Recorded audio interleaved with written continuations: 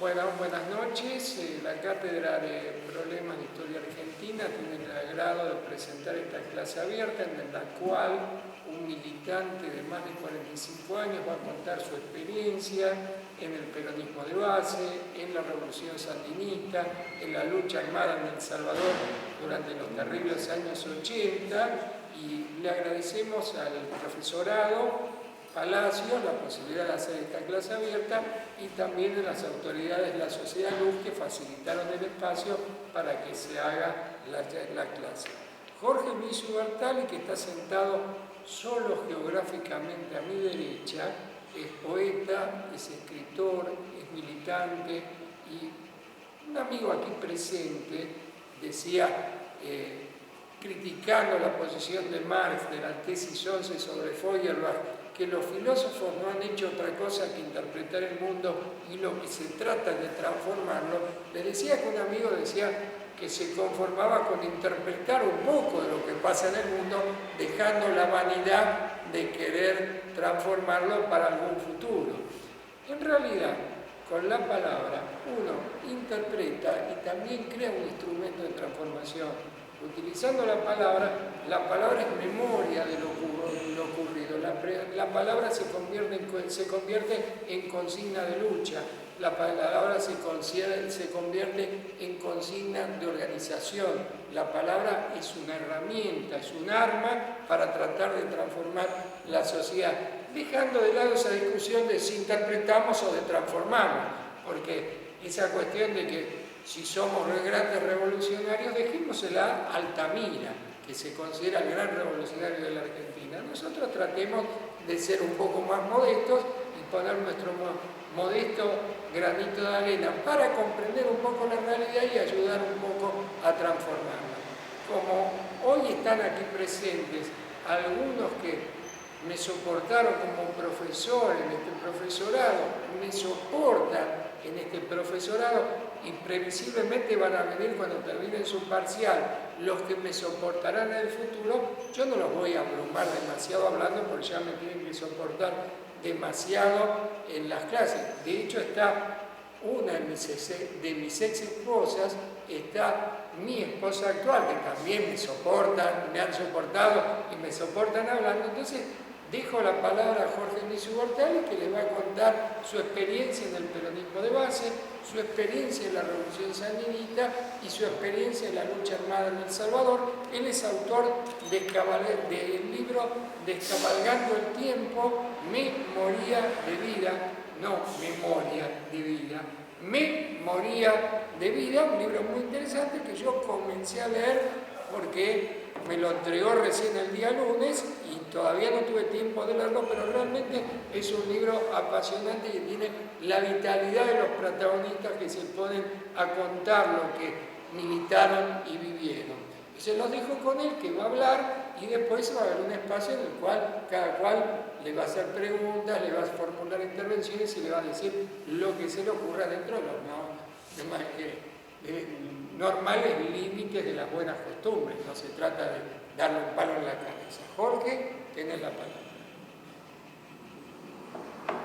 Bueno, saludo a todos los que están acá. Yo vengo de la generación del 70 que participó en un proyecto revolucionario real. Planteábamos la transformación de la sociedad y la construcción del socialismo, tanto de las organizaciones. Planteábamos la transformación de la sociedad y la construcción del socialismo tanto desde las organizaciones del peronismo revolucionario como de las organizaciones del marxismo revolucionario. Yo empecé a militar a los 20 años. Cuando salí del servicio militar me incorporó un compañero amigo mío, a una célula como responsable militar. Digo esto porque obviamente hoy el tema militar no se habla de eso. En un momento toda la lucha era político-militar. Entonces me incorporé a una célula como responsable político-militar y después de una serie de cuestiones que hicimos, este compañero fue dejado de lado porque se lo consideraba un pequeño burgués porque quería terminar su carrera de ingeniero y según lo que decía el compañero dirigente de la organización, tenía que dedicarse full time a la revolución, por lo tanto, de ahí yo me fui porque era amigo de él y estuve bollando hasta que me incorporé a una organización del trotskismo, que venía del PRT. El PRT no la verdad, sino el PRT del combatiente, que en algún momento se dividió en tres tendencias y después se unificó en el PRT. Esta organización en la que yo estaba tenía una visión muy aparatosa en la realidad. O sea, se hablaba mucho, pero no se hacía nada, y estaba en contra de todo lo que era lucha armada, y aparte estaba en contra de todos los movimientos revolucionarios en América Latina. Lo único que planteaba, el único revolucionario que había en el mundo para esta organización era Trotsky, entonces, y los trotskistas. Entonces, como los trotskistas no habían hecho revolución en ningún lado, yo me acuerdo que se reivindicaba nada más que Sirivao o Andarenay, que Sri Lanka, digamos, revolucionaria internacional. Durante un tiempo ahí yo trabajé en el Frente Villero, en el Frente Universitario, fui delegado sindical. Ya cuando era responsable militar de la otra organización, toda la consigna de los compañeros, todos nosotros, es insertarnos en los frentes de masa. No se puede llevar adelante una lucha militar sin vincularse con las masas. Eso lleva directamente a la muerte y a la locura. Entonces, todos nos vinculamos a las organizaciones de masa. Yo era delegado del trabajo donde tenía, yo trabajaba en la aduana.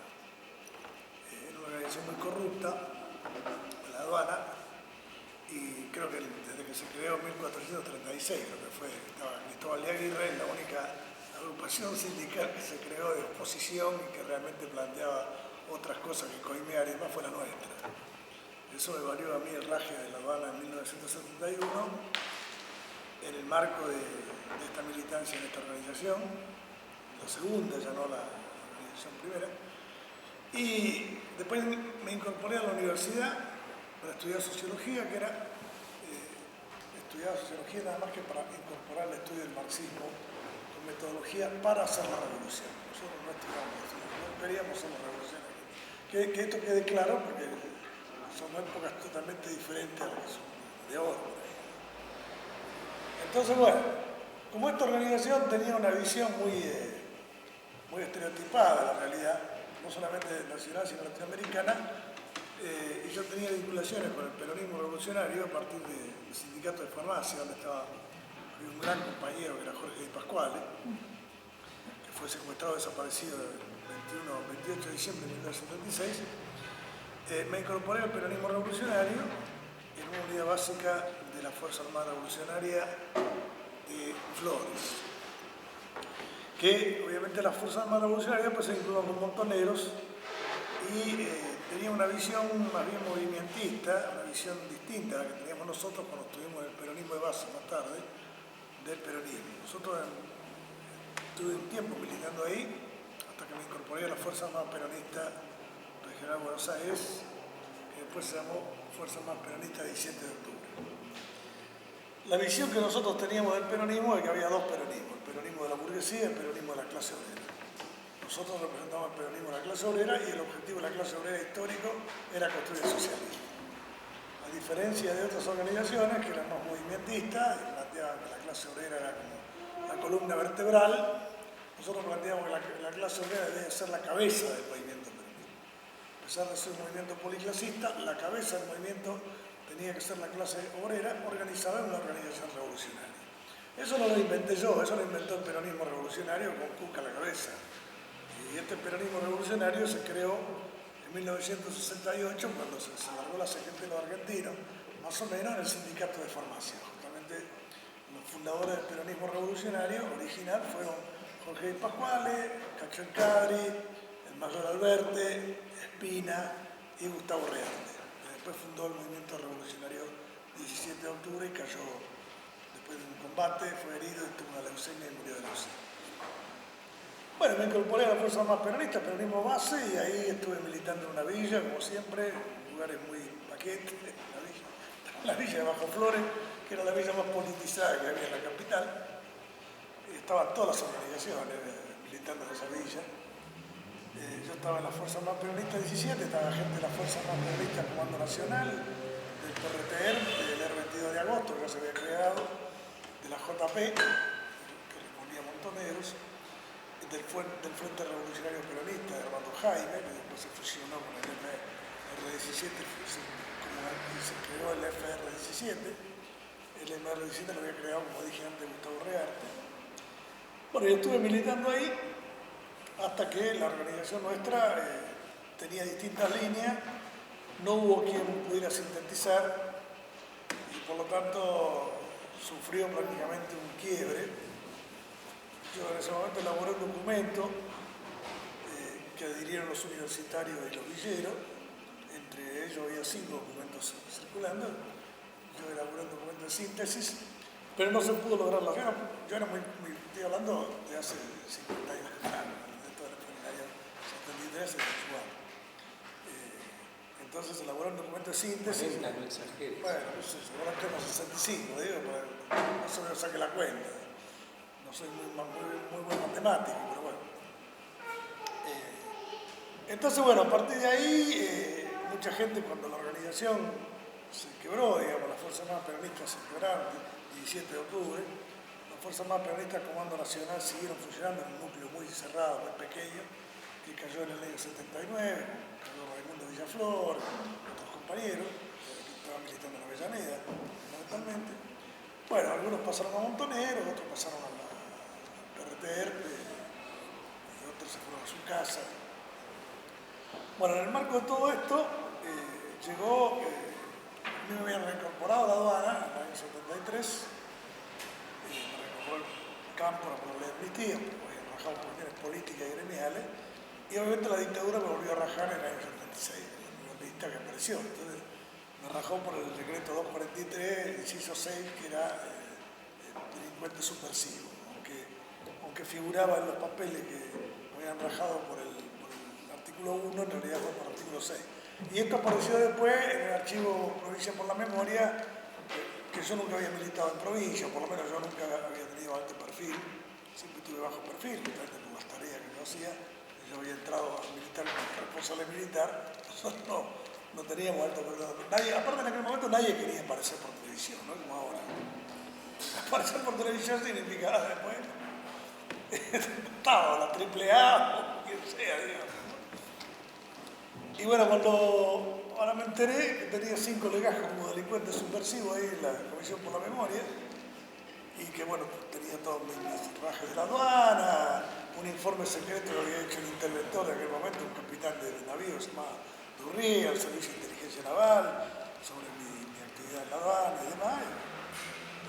Y después que me enteré que el ejército me había ido a buscar el 9 de abril del 79 a una casa que yo tenía en Perú llena, que no creo que había levantado vuelo. Yo estaba en Costa Rica en ese momento, pero bueno, ya me había perdido. Bueno, y a partir de ahí nos fuimos por afuera. Mi señora primero tuvimos un par de compañeros viviendo en casa, que eran montoneros, amigos nuestros, viviendo ellos clandestinos, nosotros también semiclandestinos, porque habían bajado la aduana, después fui a trabajar con un despachante de aduana, después conseguí laburo de visitador médico, después cayó la cana, levantaron a la que era responsable de mi ex esposa, y por lo tanto teníamos que mudarnos a esa casa, que después cayó el ejército, nos mudamos a la provincia, y ahí vivimos 4 en una sola casa, con 2 compañeros más. Una de ellas fue Mónica Pinus, que fue secuestrada y desaparecida en Brasil en 1980 con el compañero Horacio Campiglia de la conducción de Peronismo Montonero. Ella venía por las tropas especiales de infantería acá y cayeron ahí. Mi marido todavía vive, fue secretario de Derechos Humanos de la provincia hace un tiempo. Bueno, no puedo cantar un tango. Después de exposición cantaste un tango, pero un tango optimista, no un tango del tipo La vida te engañó, que termina Todos los tangos son así, ¿qué querés que no, todo no. Bueno, No tiene muchos mensajes distintos. Entonces, bueno, ahí, a partir de ahí, nos fuimos primero al sur, estuvimos en esa casa de Matanza. Como teníamos idea que en algún momento iba a caer la guadaña ahí, porque había varios retenes en esa zona y demás, estos compañeros salieron, Lady y Mónica salieron con su hija pequeña, tiene salieron para un lado y nosotros fuimos al sur. Estuvimos un tiempo en el sur haciendo distintas tareas, cargando leña en el camión, pintando el correo de Kelly.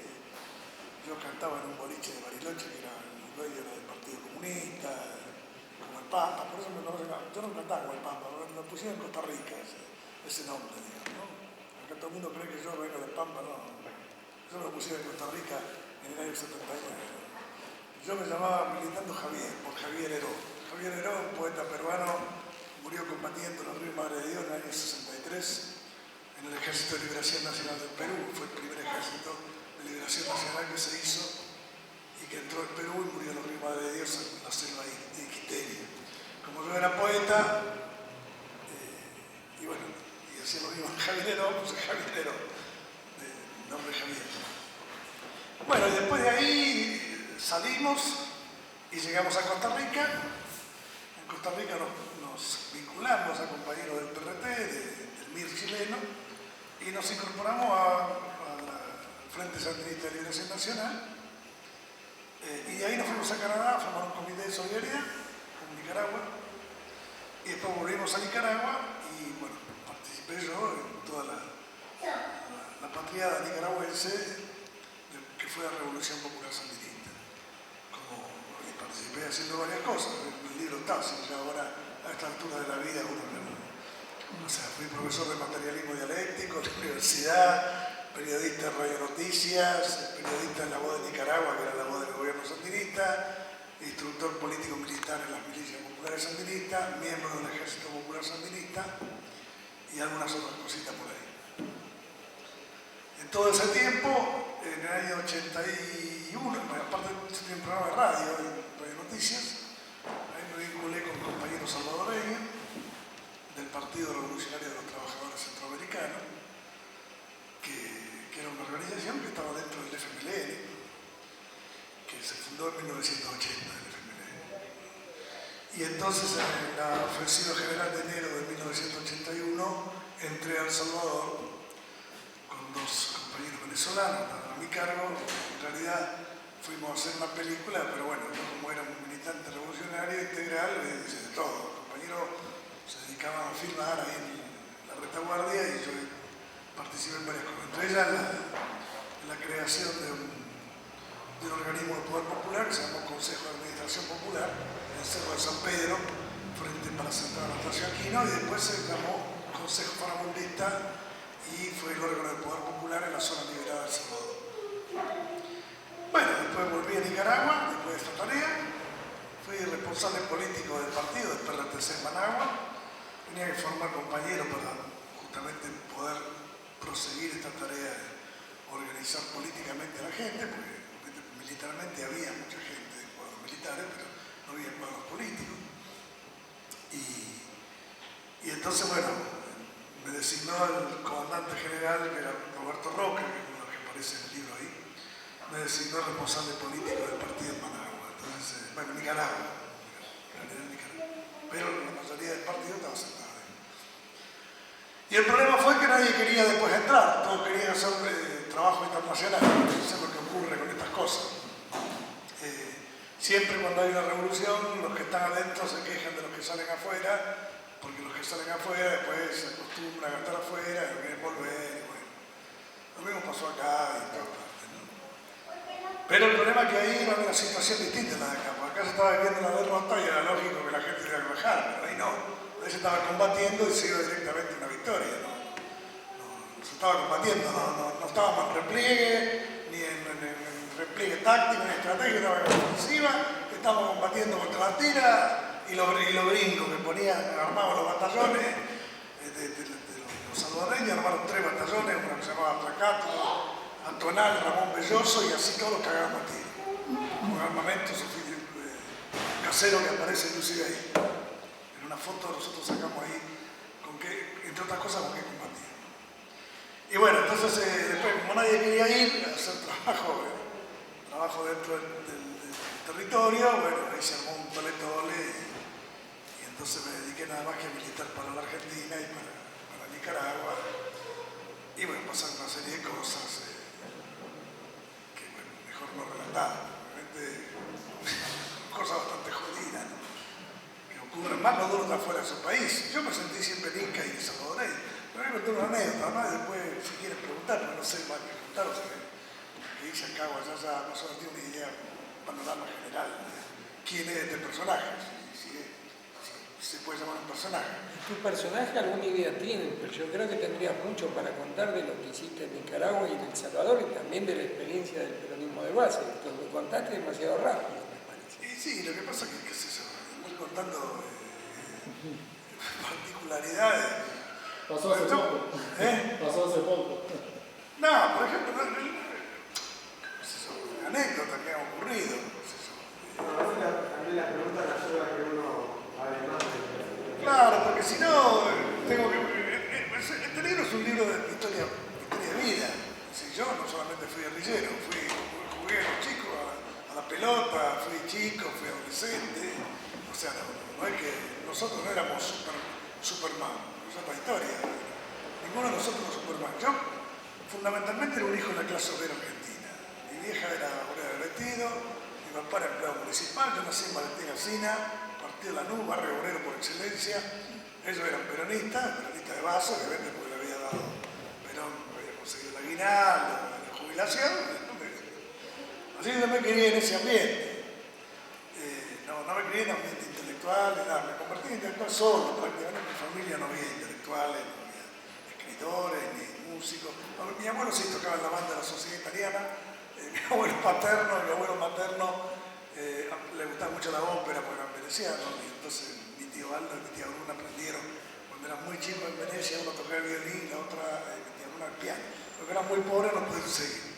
Después yo intenté que mi hija fuera violinista, bueno, estudió 3 años, ahora estudia acordeón, y es historiadora, y yo agarré el violín y estuve 4 años aprendiendo a tocar el violín, y me gusta mucho la música clásica, sobre todo la música barroca. Esto también forma parte de la vida de uno, porque yo eso también lo aprendí solo. Cuando yo terminé, cuando iba al secundario me mandaron al comercial, a mí el comercial no me gustaba, en 4º año repetí el año, me fui a laburar en una librería que está en Constitución, no está más, llamada La Preferida, que era de un tío mío y de otra persona más. Y ahí empecé a leer y bueno, me hice anarquista. Entonces empecé a repartir las protestas, hasta que me echaron a patada. Tenía 17 años. Mi primera experiencia militar. Obviamente yo venía de una familia católica, la familia de mi papá era muy católica. De muy buenas personas. Yo soy comunista ahora porque justamente me formaron ellos a través del catolicismo practicante que tenían.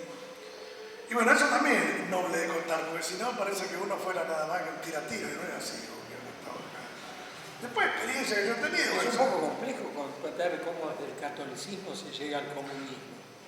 En mi infancia se puede contar cómo desde el judaísmo se llega al comunismo, pero cómo del catolicismo se llega al comunismo. Bueno, por ejemplo, yo nací el 24 de diciembre. El comunismo se pasa al capitalismo, sobre todo después de los 80. Toda clase de edad. En mi caso, yo nací el 24 de diciembre. Como era muy católico en mi familia, hacían mi cumpleaños en Navidad. Y en Navidad se abrían las puertas de la casa y todos los chicos del barrio, vinieran de donde vinieran, entraban y chupaban y morfaban gratis. Ese es el socialismo y el comunismo que yo mamé. Otros lo habrán mamado de otra forma, no sé, yo lo mamé de ahí. Otra cosa, nosotros íbamos a la iglesia, salíamos a la iglesia y ayudábamos a los débiles. Entonces había un ciego que cruzar, nosotros cruzábamos, un pobre le dábamos de comer, hasta que al final nos dimos cuenta que aparte de darle de comer, teníamos que enseñarle el por qué era pobre, y ahí es donde empezó el quilombo. Y ahí es donde se formó todo el cristianismo de liberación. Porque obviamente todas las cosas tienen su... Así como del cristianismo se pasó al comunismo, también del judaísmo se pasó al sionismo ahora. Y el sionismo también está de alguna forma oprimiendo a otros pueblos. Por eso digo, es una cosa muy complicada, el mundo no es tan blanco y negro. Ojo, yo no soy antijudío, mi mujer es judía, mi familia es judía, les digo para que entiendan, pero la realidad es así. Entonces es muy complicado. ¿Judíos comunistas? No, en la familia de mi señora eran judíos comunistas, sí. Ellos vinieron de Rusia, mis abuelos, mi señora. Porque el tema de los judíos rusos fue que, bueno, ustedes son judíos, lo conocen, porque no son judíos también. Había pogrom todos los días en Rusia, inclusive era un mito de los protocolo de los sabios de Sion y todas estas cosas que lo escribió la policía de Assad para reprimir. Y entonces en 1905 participaron, gran parte de estos judíos participaron en la Revolución del 5. La revolución fracasó, pero por eso muchos se vinieron para acá. Y muchos de los fundadores del Partido Comunista fueron judíos, por ejemplo Trotsky. Trotsky fue uno de los fundadores. Y Mónica Pinus, mi compañera que estuvo viviendo en mi casa, junto con Eddie Visto, los dos judíos, y nosotros fuimos a la sinagoga, se casaron con la sinagoga, pues le hacían regalo, no porque creyeron carajo en eso. Entonces se casaron por ahí. Mónica Pinus, el primo de ella, Trotsky, era el nieto del viejo Trotsky que había fundado el partido. El muchacho este era de la FARC, Julián, murió combatiendo en la toma de Santa Rosa, en la fábrica de Santa Rosa, y la otra de la hermana fue secuestrada, estuvo mucho tiempo secuestrada, Silvia Trotsky, estuvo mucho tiempo secuestrada, hasta que bueno, ahora declaró, porque logró zafar, pues se enganchó con un servicio, no sé qué carajo, y la denunció, el servicio está en Cana y supo averiguar el campo de concentración donde había estado, que estaba dentro del campo de Mayo, donde había estado Lorenzo Viñas, el padre Adur, bueno, todas las declaraciones. No sé si usted conoce ese caso. Por eso la vida nos da sorpresas, es muy complicada. Y para entender ese tipo de cosas hay que estar ahí. Porque cuando uno le mete una máquina en el coso, yo por eso soy una persona muy comprensiva de todo el mundo, porque cuando uno está ahí tiene que abarcar un montón de cuestiones. Entonces, una cosa es que uno sea un traidor, otra cosa es que uno entregue algo para zafar y después puede hacerlo. Le cuento un caso nada más. No sé si ustedes leyeron La Orquesta Roja. Si alguno no lo leyó, léalo. Es un libro que escribió Arnold Trepper, que fue el jefe de la inteligencia militar del Ejército Rojo en la Europa ocupada por los nazis. Todo el grupo de la Orquesta Roja eran todos judíos. Trepper en algún momento cae, porque cae la gente de la Orquesta Roja, y Trepper hace como que colabora, entrega alguna información de poca importancia, y el AGRU, o sea, la dirección del AGRU, que es la inteligencia militar del Ejército Rojo, le manda papelitos en irish, en polaco, en ruso, mezclado, digamos, explicándole qué está pasando con lo que están dando vuelta, lo que se llamaba los Fußballspiele. Ese trabajo acá lo hizo la Marina, con los combatientes en la guerra. Porque el ejército agarraba a la compañera y lo liquidaba después de sacar información. La Marina lo querían poner a laburar en un proyecto político, que era el de Macera. Entonces los daban vuelta y esos son los Fulci que fundaron acá, que en la Orquesta Roja está bien narrado como lo dieron vuelta. Y Trepper en algún momento, cuando gozó de la confianza de sus cantores, se rajó y logró justamente después vincularse al Partido Comunista Polaco y otra vez el Partido Comunista Polaco tomar la Gestapo ahí a tiro. Léanlo porque es muy interesante. El libro este lo sacó la editorial Xabac-Parta, de los vascos, de ETA. Pero antes lo había sacado. Hace más de 20 años. No. Hoy es casi imposible conseguir. No. Xabac-Parta lo sacó hace poco, hace 10 años. Antes lo sacó otra editorial, que sacó una parte de la Orquesta Roja. Xabac-Parta sacó 2 tomos. Pero bueno, las experiencias, y ella podía contar muchas cosas más, pero no sé qué contar, qué tipo de experiencias contar, porque hay tantas experiencias que uno vivió. Bueno, le voy a preguntar sobre Nicaragua. Es muy interesante esa experiencia que tuvo. Yo le preguntaría cómo decidió ir a Nicaragua y cómo decidió irse de Nicaragua. No, Nicaragua nosotros volvimos acá para seguir combatiendo acá. Yo volví en el 83 de Nicaragua. ¿Y cómo fue ese proceso de decisión? ¿Te decidió de volver acá? De decidir ir y decidir. Y Sí, después. porque la revolución seguía ahí. O sea, acá nosotros nos replegamos, pero había un país que estaba haciendo una revolución y nuestra función era colaborar en la revolución de cualquier país del mundo, lo estuvieron haciendo. Un internacionalista es un internacionalista, no tiene un país. Si bien, ayer decíamos, presentamos un libro que había un montón de compañeros de Nicaragua, conmigo, qué sé yo. Yo decía que yo había sido nicaragüense en Nicaragua, salvadoreño en El Salvador, boliviano en Bolivia y argentino en todas partes. El internacionalista es eso. Entonces nosotros fuimos a Nicaragua para seguir colaborando con la revolución de América Latina, porque obviamente el eslabón más débil para el imperialismo en ese momento estaba ahí, porque se estaba ocupando de otras cosas y se pudo dar la revolución sandinista por una serie de situaciones que, entre otras, estaba Carter en el gobierno, quemado, bueno, una serie de cuestiones que se dieron para que la revolución sandinista triunfara. Y bueno, nosotros estábamos ahí al principio, ya cuando la revolución triunfó, había un proyecto de establecer una economía mixta con tendencia a la estatización y a la cooperativización, a desarrollar una industria pesada a través de la energía eólica y de la energía geotérmica que salía de los volcanes nicaragüenses. Nicaragua tiene volcanes grandes como el Momotombo y el volcán Masaya. Y bueno, se había hecho todo un plan económico, obviamente que fue desarticulado, pero no llegó Reagan. Reagan ganó las elecciones y entonces eso fue desarticulado. O sea, lo primero que hizo fue bloquear un crédito de $20 millones para comprar trigo, que por eso nosotros ese año, el año 80, lo llamamos el año de la dignidad. La consigna era pan con dignidad. Nosotros somos hijos del maíz, somos hijos del silonen y por lo tanto comemos maíz. Y si no, comeremos mierda, no nos vamos a negar frente a los gringos. Esa era una de las consignas de todo. Y después ya directamente cuando intervinieron estos hijos de puta de acá, porque ya hablamos, vamos a hablar en criollo, ustedes no sé si saben que los milicos argentinos fueron uno de los principales actores de la contrarrevolución nicaragüense. Yo hice trabajo sobre eso. Con una entrevista a un compañero que fue parte de una brigada de Partido Comunista. ¿Del café? Claro. Sí, fueron después. Pero lo que pasa es que los militares de acá, en el año 80 tuvieron problemas con Carter porque Carter les cortó los víveres y los milicos de acá querían desarrollar tecnología nuclear y Carter se opuso y también por el tema de derechos humanos obviamente se oponía. Mandó a la Patricia Delia, inclusive. Pero estos la tenían jurada. Para enfrentarse con Carter compraron trigo, le vendieron trigo a la Unión Soviética. Bueno, iba muy complicado todo esto.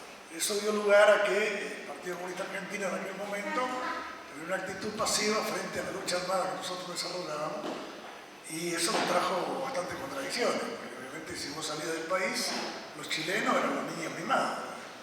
Los chilenos salían y todo el mundo los albergaba, qué sé yo. Quizás habría que... Pero nosotros éramos parias. La verdad era así. Nosotros éramos medio parias. Los argentinos, te digo, ¿no?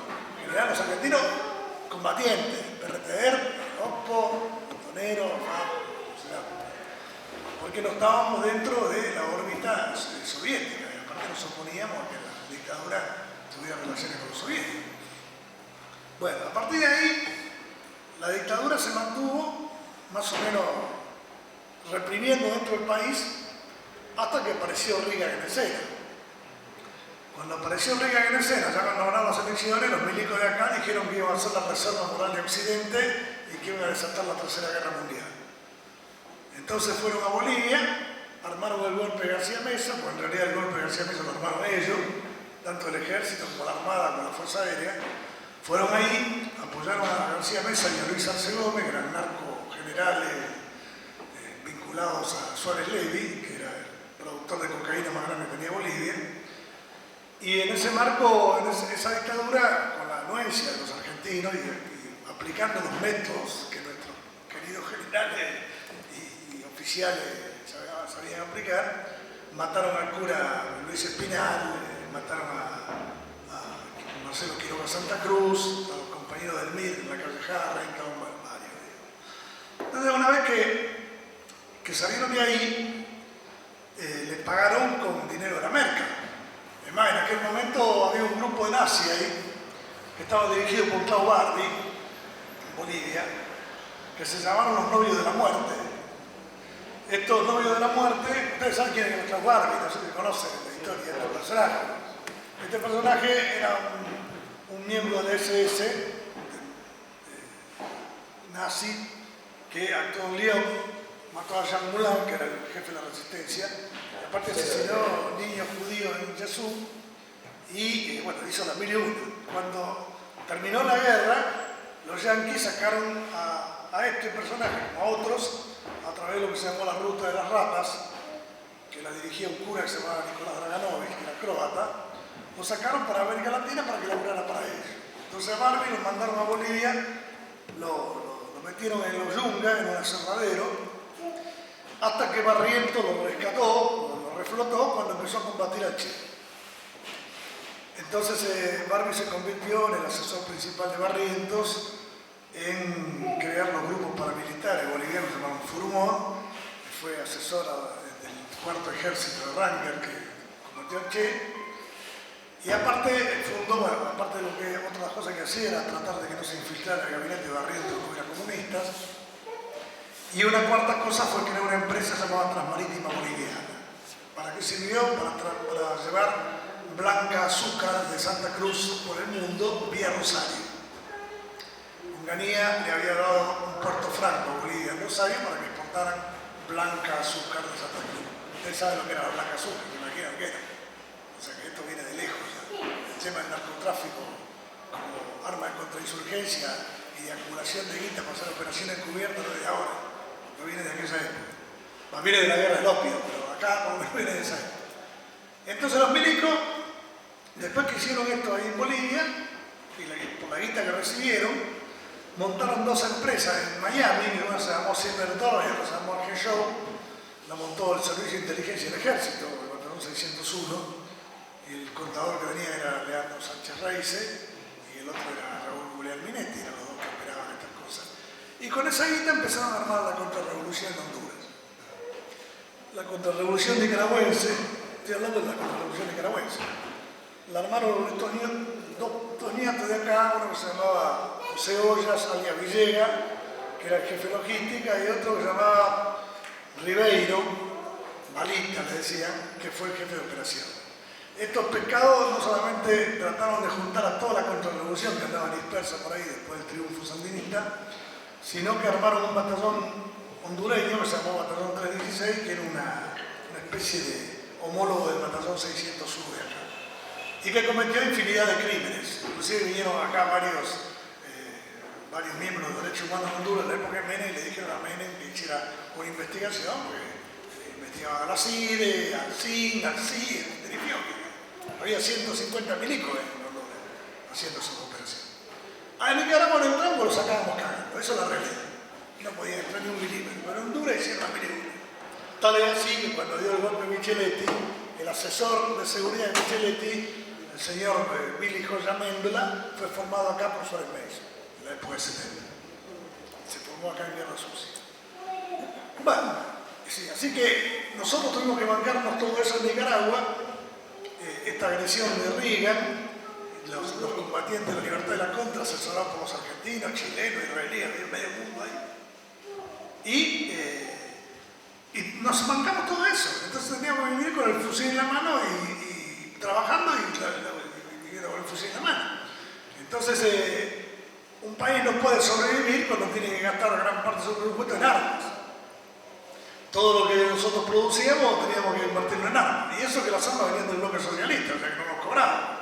Pero no se puede mantener movilizada una población y en vez de estar laburando, pues estar combatiendo. Por ejemplo, los batallones de infantería de reserva eran los mejores obreros, los mejores campesinos, los mejores estudiantes, iban a combatir. ¿Y quién laburaba? Iban a combatir y se morían y había que pagar una pensión a la viuda. Había que vestirlo y la guita de salía. Por eso después, que la revolución sandinista perdió las elecciones en el 89, acá los argentinos, que somos inspectores de revoluciones ajenas, empezaron a decir que los sandinistas eran traidores, que este, que el otro. Y yo les dije, muchachos, hay que conocer la realidad. Acá, saben hablar mucho, pero nosotros no hicimos ninguna revolución, entonces respetemos la que hacen los demás. Yo conozco la historia. Entonces, en ese momento se perdió las elecciones y para mí fue mejor que se haya perdido. Porque si ganamos las elecciones y teníamos que ir combatiendo solos con la caída de la Unión Soviética y el campo socialista contra el imperialismo más poderoso de la tierra, lo que iba a ocurrir es que el nuevo pueblo nicaragüense iba a sacar a patadas al sandinismo de ahí, porque nadie más quería combatir, nadie quería hacer el servicio militar, y tenían razón. Entonces, ¿qué hicimos? Digo, hicimos porque yo me siento sandinista, ojo, no estoy hablando, ya les dije, de argentino acá, sandinista, salvadoreño. Nosotros nos replegamos, perdimos las elecciones, nos replegamos y nos quedamos con parte del poder, la guita, el fierro y la seguridad, es decir, la inteligencia. Y por eso Daniel Ortega puede gobernar ahora, porque si no hubiéramos quedado con eso, no hubieran ni 15 días. Esa es la verdad de la milanesa. Obviamente que no es lo mismo mismo ahora que en el año 80. Entonces, la vida no es lo mismo ahora que en el año 80. Pero se volvió al gobierno y se sigue gobernando dentro de las pautas de lo que puede ser hoy día un proceso revolucionario. Elecciones, y un país de 3 millones de habitantes. En Nicaragua no es la Argentina. Acá hay una revolución, nosotros lo podemos cerrar. En Nicaragua no se va a cerrar. Son 3 millones de personas y no hay nada. Lo único que producíamos nosotros era carne, azúcar y café. Ahora se está produciendo petróleo, porque ahora, no sé si ustedes conocen la realidad nicaragüense ahora, ¿no? Resulta que Nicaragua tenía una vieja pugna con Colombia por 3 islas del Caribe, que eran Providencia, Santa Catalina y San Andrés. Estas islas fueron cedidas a Colombia en 1928 en un tratado que se hizo entre Colombia y Nicaragua, que cuando la revolución triunfó en 1979 se fueron desconocidos del tratado eso porque se hizo bajo la intromisión de la marinería norteamericana en Nicaragua. Cuando se hizo ese tratado estaba Sandino combatiendo contra la marinería, estaba en Nicaragua, fue un contrato leonino, es como la deuda externa de acá. ¿Quién la contrató? ¿Yo? ¿Vos? No, los milicos la pagué ellos. Sí. Pero bueno, eso fue lo que pasó en Nicaragua. Entonces, eso después siguió su curso y en el 2012 el Tribunal de la Haya falló que estas 3 islas le correspondían a Colombia, pero que el mar que las circundaba le pertenece a Nicaragua. Y se armó hasta ahora un quilombo bárbaro, porque ahora Nicaragua está explorando y exportando petróleo en ese mar. Entonces los colombianos, los ticos y los panameños, que son satélites medio de los gringos, empezaron a hacer quilombo en las Naciones Unidas. No sé si lo habrán visto ustedes hace poco ahí, diciendo que Nicaragua tenía ambiciones expansionistas. Porque claro, los gringos, y con esto termino, después me preguntan a ustedes, porque si no podemos hablar 3 horas, y me decía ahí, yo no quiero hablar 3 horas porque la gente se aburre. Y si yo me pongo a hablar, como yo soy bastante parlanchín, por eso no quiero parar, puedo contar un montón de cosas. Entonces, les voy a decir nada más que esto. En el año 2008, cuando Nicaragua se propuso construir un canal interoceánico, porque el canal interoceánico que se está programando ahora en Nicaragua viene desde la época que Pedrarias descubrió, entre comillas, Nicaragua. Siempre, desde los españoles en adelante, todo el mundo pensó hacer un canal interoceánico por ahí. En realidad no por Panamá, sino por ahí. Entonces, ¿cómo se quería hacer el canal? Desde San Juan del Norte, en el Caribe, pasando por el lago Cocibolca, llegando arriba, haciendo 30 kilómetros de carreta en aquel momento, que eran 30 kilómetros, para hacer un canal no es nada, hacer 30 kilómetros de profundidad, ¿no? Y en San Juan del Sur, ir a California. Esto se inició con un tal Cornelius Vanderbilt que empezó a trasladar gente de Nueva York a California por esta vía, en los barcos, cuando se descubrió en California en el siglo XIX. Y ahí se enfrentó con otro más que quería construir un canal, y entonces apareció William Walker. William Walker es un filibustero que mandaron ahí y se consagró emperador de Centroamérica, emperador de Nicaragua, impuso el idioma inglés como idioma oficial en Nicaragua y restableció la esclavitud. Y mató a un montón de nicaragüenses hasta que tuvieron que unirse todos los pueblos centroamericanos y hacerlo, liquidarlo en Honduras. Les cuento parte de la historia de esto para que entiendan lo que es Nicaragua. Hubo muchísimas intervenciones de la Marina norteamericana ahí, en 1908, en 1912, en 1926, cuando empezó Sandino.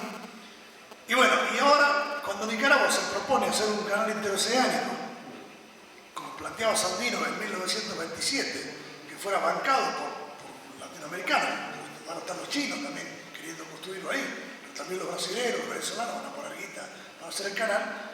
Los ticos, con el argumento de combatir, los ticos son los costarricenses, no sé si ustedes entienden, pero los ticos le decimos, los costarricenses le decimos ticos. Los ticos llamaron para combatir el narcotráfico 10.000 marines y 46 barcos de guerra. Entonces están asentados en Puerto Limón, que es un puerto del Atlántico, hicieron una base militar ahí, para controlar todo este mar intercontinental donde piensan explotar petróleo. Porque obviamente el petróleo escasea, entonces lo único que están viendo es cómo pueden suplir el petróleo de Venezuela, que en cualquier momento lo van a exportar para China cuando se inaugure este canal, y el canal que se va a construir también en Panamá, la tercera esclusa, y otros países que le proveen petróleo. Entonces quieren apropiarse de ahí. Como ahora se le dio a Nicaragua ese mar, los nicaragüenses están explotando el petróleo. Entonces los gringos están que trinan. Entonces mandan a los otros el quilombo de la Nación Unida. Esa es la situación de ahora. Hasta acá llego. Si quieren preguntar algo, yo soy todo oídos. Yo les, si me perdonan, no es porque yo quiera ser jerárquico, doy yo el uso de la palabra, porque yo recibí varias señas. No hay ninguna posición subjetiva mía, simplemente el primero que pidió la palabra es el compañero Jorge. Bueno, un poco, yo quería preguntarle una cosa de la situación hoy en El Salvador, en Nicaragua, pero antes, ¿desde qué punto de vista yo hablo? Porque hay todo un balance, el compañero habló a través de un montón de experiencia personal y está muy bien, pero hay ni más ni menos que 50 años prácticamente de historia política en Latinoamérica. Recordemos que en el 59, con el triunfo de la Revolución Cubana, se abre toda la idea de que podía venir revoluciones parecidas a la cubana en todos estos lados, lo que venía de la distancia de la primera derrota que empezaba a imprimirse el imperialismo en Vietnam, etcétera, etcétera. Bueno, una oleada de guerrilla, prácticamente no hubo país que no hubiera guerrilla, incluido la Argentina, Uruguay, Brasil, etcétera, etcétera. Aunque muchos de estos dirigentes que habían estado a la cabeza de eso, hoy fueron más exitosos como dirigentes políticos y dirigentes de masa que en su rol de guerrilleros. Estoy hablando de Dilma, de Mujica, aún en sus inicios Néstor y Cristina, después rompieron con toda esa cosa al principio casi, pero andaba por ahí. Y bueno, y hubo toda una serie de experiencias, aparte de la cubana, la experiencia de Nicaragua exitosa. Después la guerrilla en Latinoamérica fracasó reiteradamente en todo lado, incluido la experiencia del Che Guevara en Bolivia, un fracaso total. Yo recuerdo cuando Che Guevara quería imponerle a Monjes, el dirigente minero del Partido Comunista Boliviano, llevar a los mineros al campo y Monjes le decía, no, los obreros no pueden combatir en la ciudad, que pueden hacer en el campo. Bueno, después el Che se fue solo y bueno, así le fue. Quedó aislado. Hoy todavía creo que la hija del Che sigue pensando que la culpa la tiene Regis Debray, que lo entregó al padre. En realidad la culpa la tiene que quedó aislado el Che Guevara y creyó que Bolivia era nada más que la reproducción de la experiencia en Camagüey, ¿no? En Cuba, muy lejos de esto. La historia iba por otro lado porque los campesinos bolivianos no le dieron ni la hora. Era mudo, como decía el Che Guevara, era mudo. No se podía hablar cuando iban los camiones con ellos, parecían no hay nada que ver con el campesinado cubano, que era de izquierda, literalmente de izquierda, y rápidamente la absorbió a la guerrilla como parte de su propia lucha contra Batista. Digo, el fracaso de todo ese periodo, salvo estas dos experiencias, lo muestra claramente el mejor cuadro que tuvo esa guerrilla, que fue hoy, yo estaba diciendo, Shafik Handal, en dirección del frente de Farabundo, en Salvador, donde en el 2000, cuando iba a asumir Reagan, intentó en 2 meses tomar la ciudad capital de El Salvador, ganarle de mano al ascenso de Reagan. Una locura total, reconocida por él 10 años después, cuando dijo, se dieron cuenta que después rápidamente tuvieron que huir a la selva porque los masacraban, avanzaba la política del imperialismo a nivel mundial, a pesar de la derrota en Vietnam, etcétera, etcétera. Entonces, él dijo claramente, 10 años después, que ellos podían haber seguido algunos combates más, pero que la situación mundial había cambiado. Está la lucidez de Shafik Handal, que vio que el mundo había cambiado. Ya no era un problema en El Salvador, campo-ciudad, sino que era el mundo que había cambiado. Y llegó a decir cosas mucho más fuertes, como que los cuadros, algunas cosas que vos decías, estaba incluido en tu mensaje, es la cosa de que los cuadros que habían formado el Farabundo, que eran cuadros militares, cuando llegó un momento de transformarse en cuadro político no servía para nada y había que crear cuadro político. ¿Cómo? Acote la pregunta, compañero. Bueno, entonces te acoto la pregunta. Voy a hacer, entonces, ¿qué está pasando hoy en El Salvador y en Nicaragua? Claro. Te digo, te planteé mi punto de vista para ver que yo no tengo nada que ver con la guerrilla ni con toda esta experiencia, y hay experiencias no exitosas. Nicaragua y Salvador. Yo creo que lo que dice él, obviamente, es una posición ahora correcta, cambió el mundo, yo lo dije recién, después que cayó la Unión Soviética, fue cuando en Nicaragua se perdieron las elecciones, cuando en El Salvador hubo un proceso de paz, y en Guatemala también. No se podía seguir combatiendo contra el imperialismo más poderoso de la tierra sin una retaguardia internacional. Esto es real, lo sabemos todos. La situación de El Salvador ahora que va a ganar el Frente Farabundo Martí las elecciones con Sánchez Serén, que es el comandante de la FPL de aquella época.